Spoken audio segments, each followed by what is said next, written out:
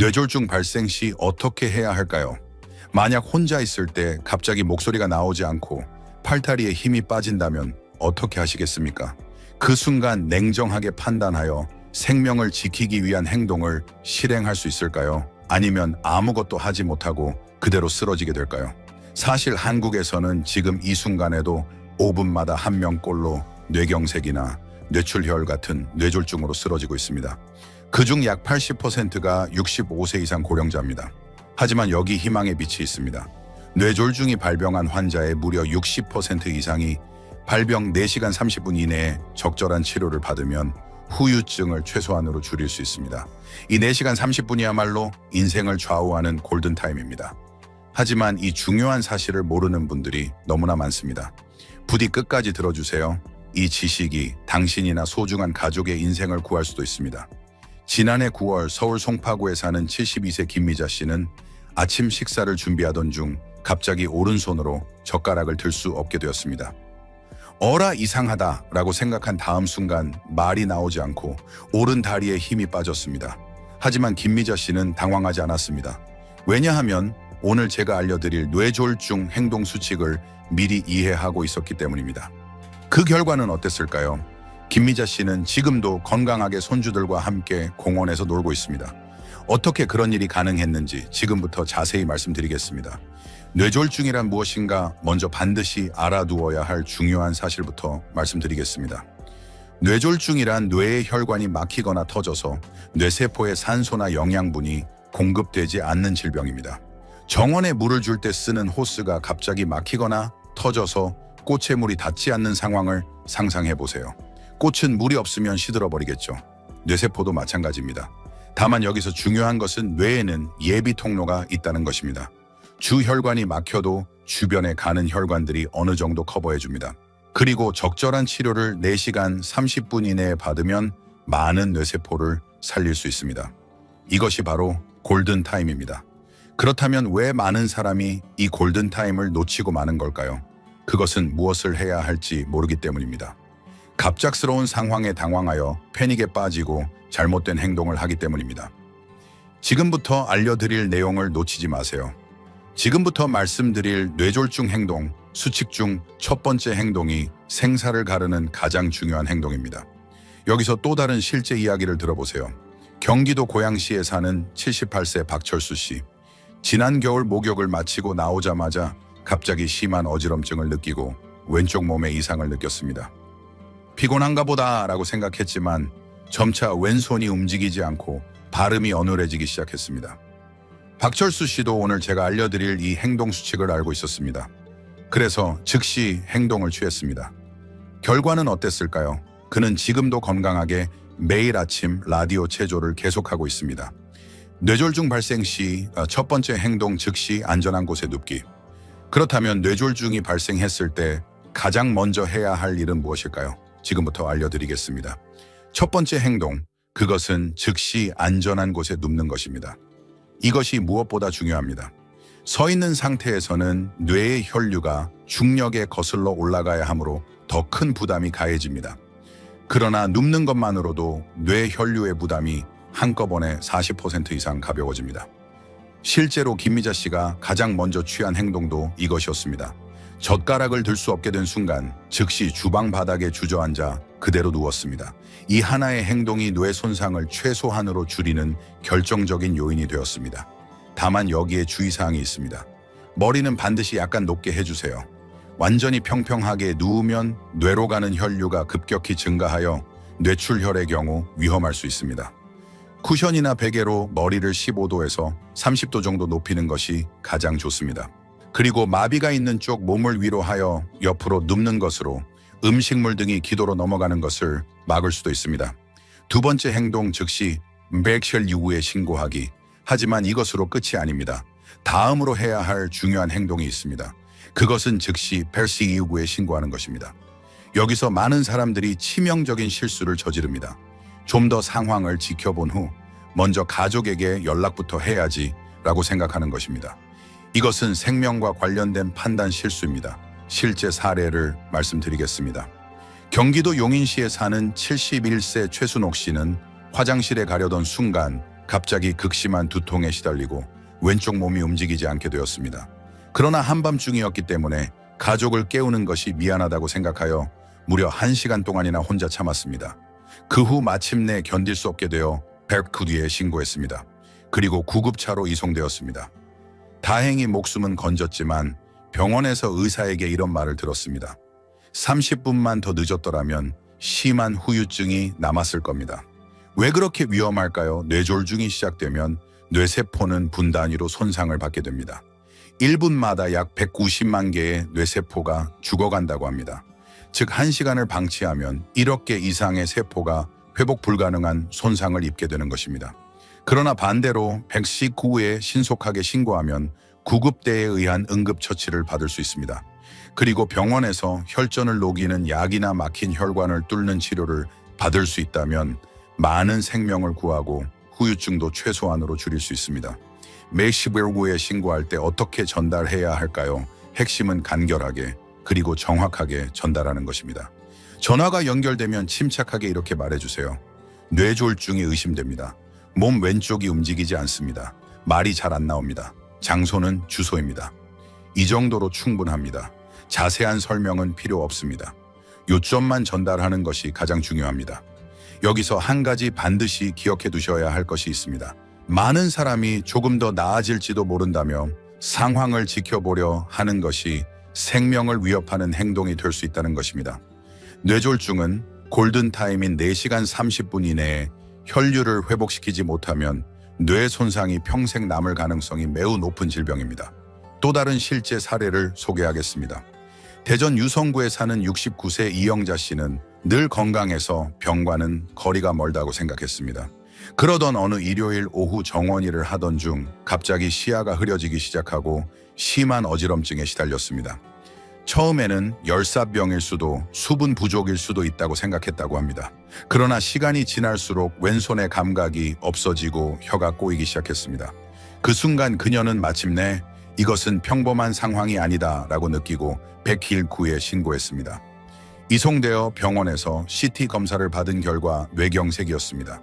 의사는 이렇게 말했습니다. 20분만 더 늦었더라면 언어 기능에 중대한 장애가 남았을 겁니다. 또한 이 신고에는 몇 가지 주의사항이 있습니다. 먼저 스마트폰 배터리가 충분한지 확인하세요. 배터리가 적다면 충전기 가까이로 이동하세요. 그리고 구급대원의 질문에는 정확하게 대답해 주세요. 나이, 성별, 현재 증상 복용 중인 약, 알레르기 등을 물을 것입니다. 절대 전화를 끊지 마세요.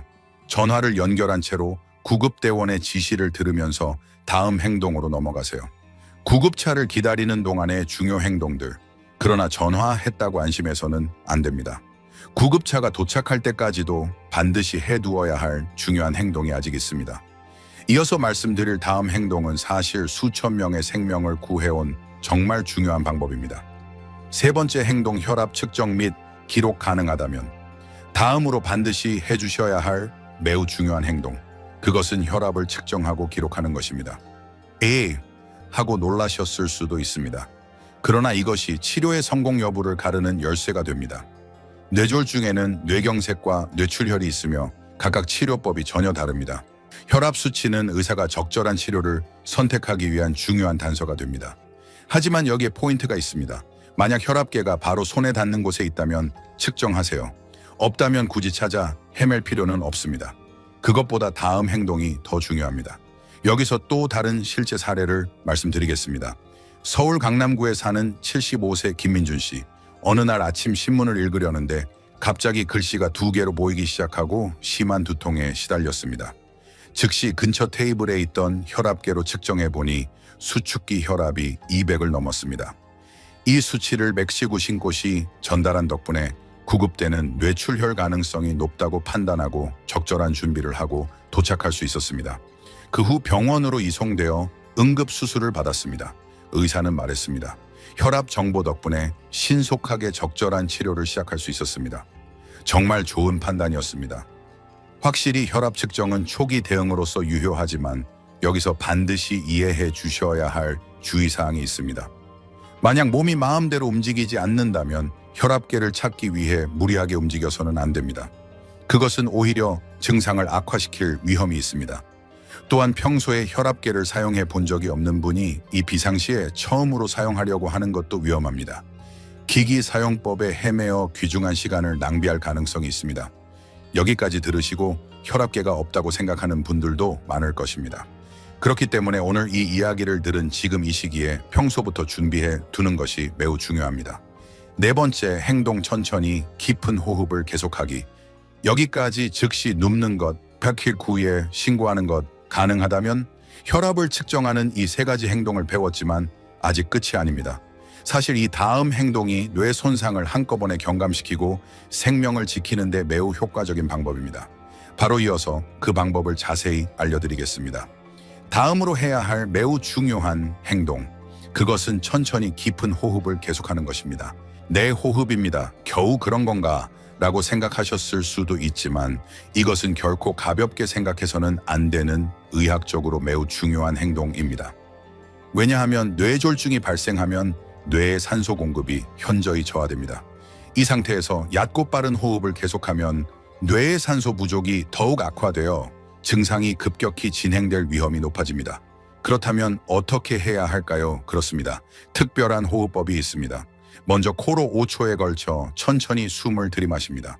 다음으로 그대로 3초 동안 숨을 참습니다. 그리고 마지막으로 입으로 8초에 걸쳐 천천히 숨을 내쉽니다. 이 호흡법을 반복함으로써 혈중 산소 농도가 올라가고 뇌의 산소 공급이 개선됩니다. 또한 부교감 신경이 우위에 서게 되어 혈압도 자연스럽게 안정됩니다. 여기서 또 다른 실제 사례를 소개하겠습니다.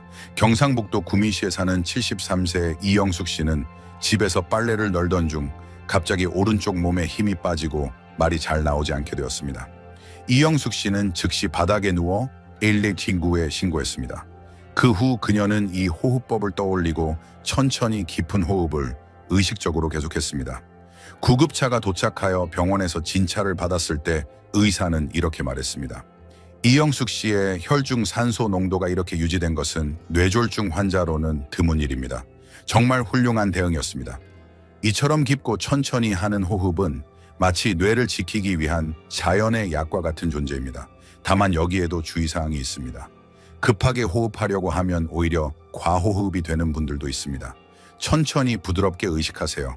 특히 들이마시는 것보다 내쉬는 것을 길게 하는 것이 포인트입니다. 내쉬는 것으로 부교감 신경이 우위에 서게 되어 심박수가 자연스럽게 안정됩니다. 그리고 자세도 중요합니다. 완전히 양시향캐로 눕는 것이 아니라 몸에 마비가 있는 쪽을 위로하여 옆으로 눕는 것으로 음식물이 기도로 넘어가는 위험을 줄일 수 있습니다. 다섯 번째, 행동 가족이나 믿을 수 있는 사람에게 연락하기. 여기까지 할 수 있다면 정말 훌륭한 대응이지만 다음 행동도 생명을 지키기 위해서는 절대 빠뜨릴 수 없는 포인트입니다. 많은 사람이 의외로 간과하기 쉽지만 사실 이것을 하느냐 안 하느냐에 따라 회복 가능성이 50% 이상 달라지는 그런 중요한 행동입니다. 다음으로 반드시 해주셔야 할 매우 중요한 행동, 그것은 가족이나 믿을 수 있는 사람에게 반드시 연락하는 것입니다. 119에 전화했으니까 이제 괜찮지 않을까라고 생각하는 분들도 많을 것입니다. 그러나 사실 이 행동이 나중의 치료를 좌우하는 데 매우 중요합니다. 먼저 순서가 매우 중요합니다. 반드시 119 신고가 먼저이고 그 후에 가족에게 연락하는 것입니다. 왜 가족이나 이웃에게 연락해야 할까요? 첫째, 구급차로 병원에 이송된 경우 환자 본인만으로는 치료 중에 중요한 결정을 내릴 수 없는 경우가 많기 때문입니다. 예를 들어 어떤 지병이 있습니까? 평소 복용하는 약은 무엇입니까? 알레르기는 있습니까? 이러한 질문에 답할 수 없는 상태가 된다면 치료가 순조롭게 진행되지 않습니다. 또한 이송 중이나 치료 중에 의식을 잃으면 본인으로부터의 정보를 전혀 얻을 수 없으므로 가족이나 믿을 수 있는 누군가가 서둘러 병원으로 달려가야 합니다. 실제 사례를 소개하겠습니다. 부산 동래구에 사는 77세 정영호 씨, 어느 날 저녁 식사 후 갑자기 심한 어지럼증과 왼쪽 몸에 탄력감에 시달렸습니다. 119에 신고한 후 망설임 없이 아들에게 짧은 메시지를 보냈습니다. 뇌졸중일지도, 구급차 불렀다, 시립병원으로. 간결하고 정확한 내용이었습니다. 아들은 즉시 병원으로 달려가 의사의 질문에도 정확하게 대답할 수 있었습니다. 아버지는 고혈압과 당뇨가 있습니다. 복용 중인 약은 이것입니다. 페니실린 알레르기가 있습니다. 이러한 정보가 즉시 제공된 덕분에 치료는 매우 순조롭게 진행되었고 정영호 씨는 큰 후유증 없이 회복할 수 있었습니다. 중요한 것은 누구에게 연락할지 미리 정해두는 것이 매우 중요하다는 것입니다. 가족이 멀리 살아서 즉시 올 수 없는 경우에는 믿을 수 있는 이웃도 괜찮습니다. 예를 들어 옆집 부부 같은 아파트 친구 관리인이나 동네 주민회 지인 등에게 무슨 일이 생기면 연락드리겠습니다. 부탁드립니다. 라고 평소부터 전달해 두는 것이 매우 중요합니다. 또한 휴대전화의 긴급 연락처 기능을 반드시 활용하세요. 스마트폰에는 잠금을 해제하지 않아도 긴급 연락처를 확인할 수 있는 의료 아이디나 긴급 정보 등록 기능이 있습니다. 또한 냉장고나 현관 등 눈에 잘 띄는 곳에 긴급시 연락처 메모를 붙여두는 것도 매우 효과적입니다. 실제로 구급대원들도 냉장고에 긴급 연락처가 있으면 매우 도움이 되었다는 이야기를 자주 합니다. 절대 해서는 안 될 행동. 그러나 아직 안심하지 마세요. 다음 행동은 생명을 지키기 위해 절대 해서는 안 되는, 그리고 많은 사람이 무의식 중에 해버리는 위험한 행동에 대한 것입니다. 나중에 자세히 말씀드리겠지만 이것을 알고 있느냐 없느냐가 말 그대로 생사를 가르는 일이 될 것입니다. 절대 해서는 안 되는 행동에 대해 말씀드리겠습니다. 그것은 스스로 차를 운전하여 병원에 가려고 하는 것입니다. 이것은 정말 많습니다. 구급차를 부르는 것은 너무 오버하는 것 아닐까? 혼자 가는 것이 더 빠르지 않을까라고 생각해버리는 것입니다. 그러나 이것은 자살 행위에 가까운 위험한 행동이라고 해도 과언이 아닙니다. 왜냐하면 뇌졸중 상태에서는 언제 의식을 잃을지 모르기 때문입니다. 운전 중에 의식을 잃으면 자신의 생명뿐만 아니라 다른 운전자나 보행자의 생명까지 위협할 수 있습니다. 또한 운전 자체가 뇌에 큰 부담을 줍니다. 핸들 조작, 가속 페달, 브레이크를 조작할 때의 근육 긴장 판단력, 저하, 이 모든 것이 뇌를 더욱 힘들게 합니다. 실제 사례를 소개하겠습니다. 부산 해운대구에 사는 70세 강영수 씨. 그날 골프장에서 플레이 중 갑자기 심한 어지럼증과 오른쪽 몸에 탄력감에 시달렸습니다. 조금 쉬면 나아지겠지라고 생각했지만 증상은 점점 강해졌고 병원에 가기로 결심했습니다. 그러나 놀랍게도 스스로 차를 운전하여 돌아가려 했습니다. 다행히 함께 있던 친구가 필사적으로 말렸습니다. 안 돼, 너무 위험해. 구급차 불러.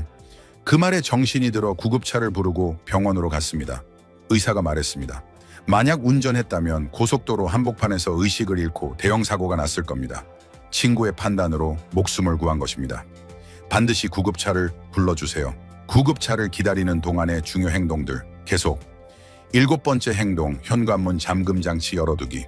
그리고 구급차를 기다리는 동안 집 현관문에 잠금 장치를 열어두는 것입니다. 왜냐하면 뇌졸중 증상은 급격히 악화되어 구급대가 도착했을 때는 의식을 잃고 있는 경우가 매우 많기 때문입니다. 현관문이 잠겨 있다면 구급대는 문을 부수고 들어갈 수밖에 없습니다. 그렇게 되면 최소 5분에서 10분은 시간이 낭비됩니다. 그 5분 10분이 뇌졸중 상태에서는 생사를 가르는 시간이 됩니다. 서울 종로구에 사는 74세 김순자 씨. 극심한 두통과 왼쪽 몸에 마비를 느끼고 119에 신고했습니다. 그 직후 즉시 현관문 잠금 장치를 열어두었습니다. 놀랍게도 신고 5분 후 의식을 잃고 말았습니다. 그러나 문이 열려 있었던 덕분에 구급대는 즉시 집 안으로 들어가 심폐소생술과 자동 제세동기 AED로 목숨을 구할 수 있었습니다. 담당 의사는 만약 문이 잠겨 있었다면 목숨을 구하지 못했을 가능성이 매우 높다고 말했습니다. 문을 열 때의 포인트도 있습니다. 가능하다면 바깥 대문도 함께 열어두세요. 구급대가 들 것이나 운반용 침대를 순조롭게 반입할 수 있도록 통로를 확보하세요. 반려동물이 있는 경우에는 다른 방에 격리해 두세요. 구급대에게 짖거나 덤벼들어 응급처치를 방해하는 경우가 매우 많기 때문입니다. 그리고 가능하다면 가족에게 현관 비밀번호나 열쇠의 위치를 미리 알려주세요. 특히 혼자 사는 분들은 스마트 잠금 장치나 전자 도어록을 도입하는 것도 매우 효과적입니다. 8번째 행동 FAST 체크로 증상 정확히 파악 및 기록하기. 여기까지 제대로 준비되어 있다면 정말 훌륭합니다. 하지만 아직 끝이 아닙니다.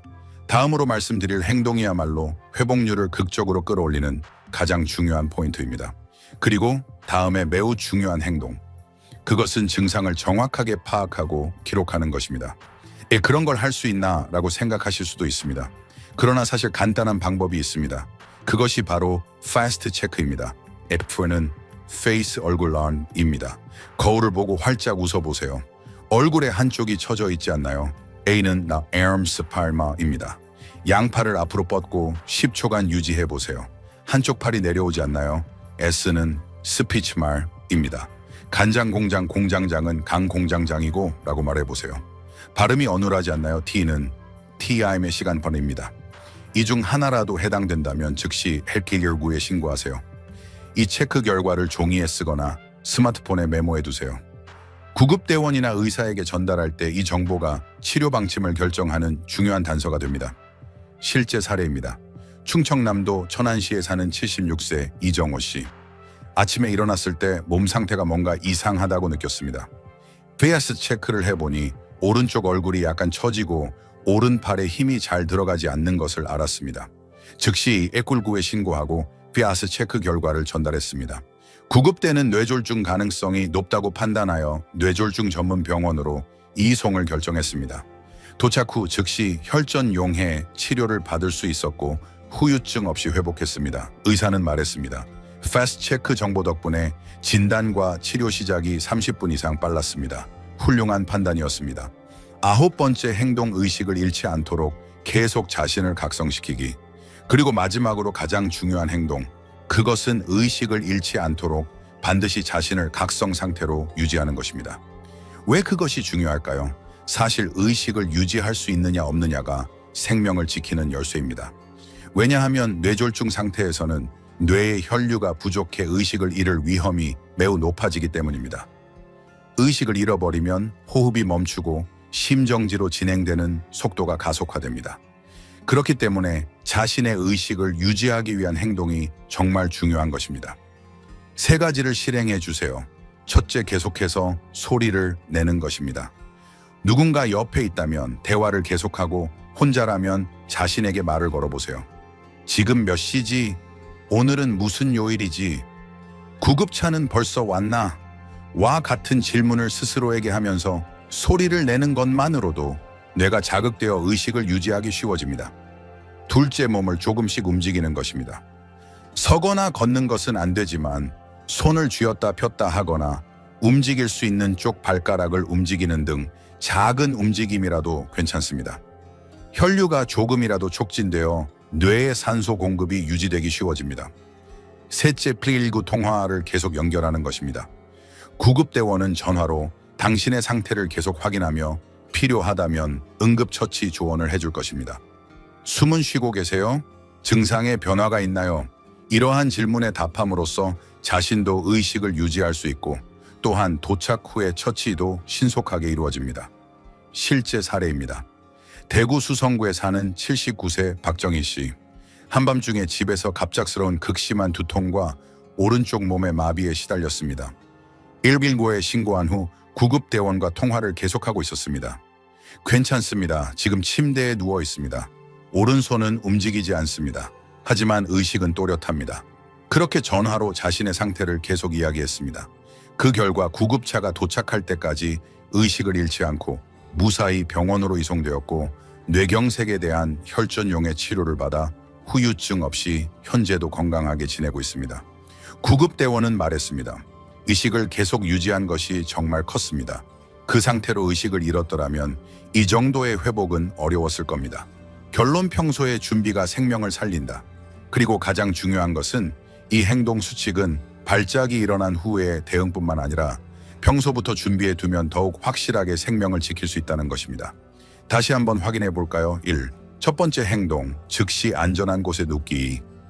두 번째 행동, 119에 신고하기. 3.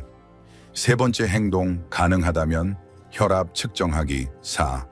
네 번째 행동, 천천히 깊은 호흡하기. 다섯 번째 행동, 가족이나 믿을 수 있는 사람에게 연락하기. 6. 여섯 번째 행동, 절대 스스로 운전하지 않기. 7. 일곱 번째 행동, 현관문 잠금 장치 열어두기. 8. 여덟 번째 행동, 페어스티 체크로 증상 기록하기.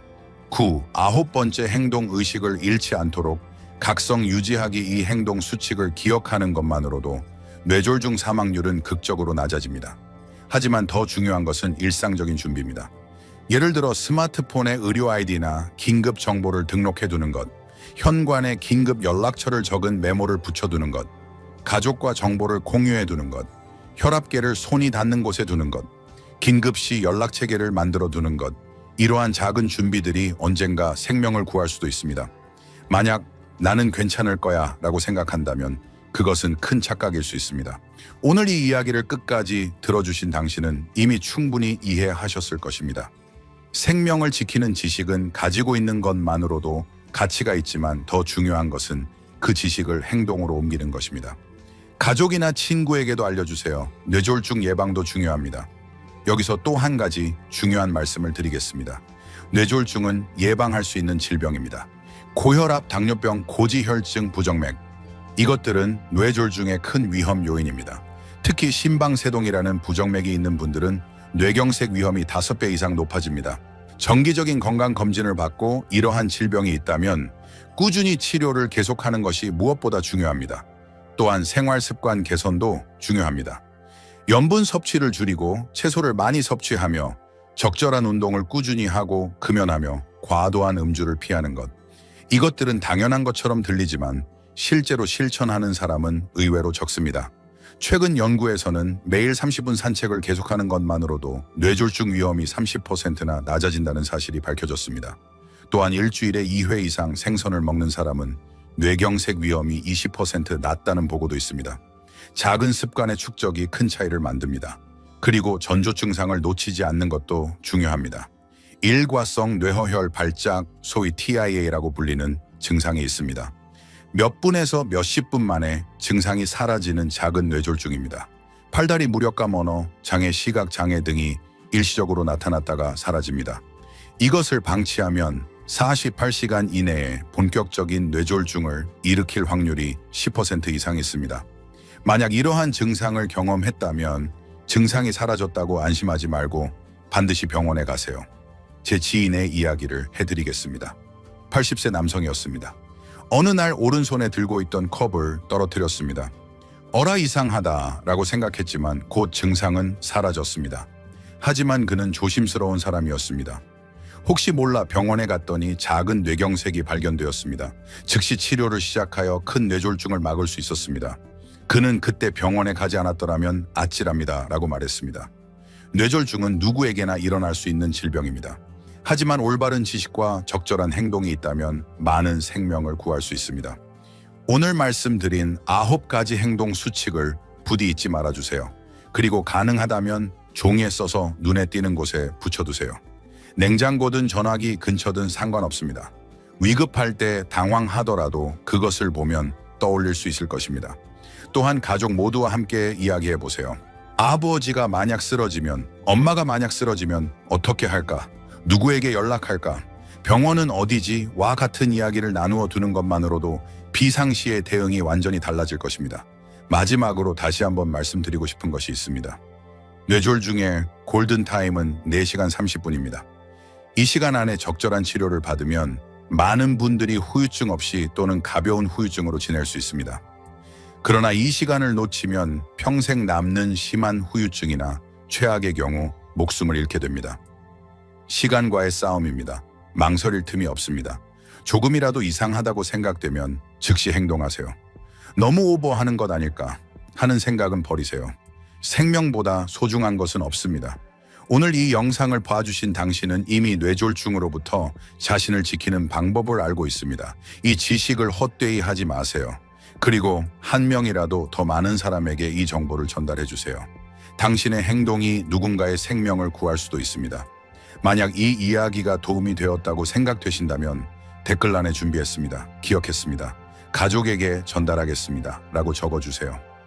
그렇게 해주시면 더 구체적인 준비 방법이나 최신 정보도 알려드리겠습니다. 여러분 모두가 앞으로도 건강하고 웃으며 안심하고 지내실 수 있기를 바랍니다. 끝까지 들어주셔서 정말 감사합니다. 다음 영상에서 또 만나요.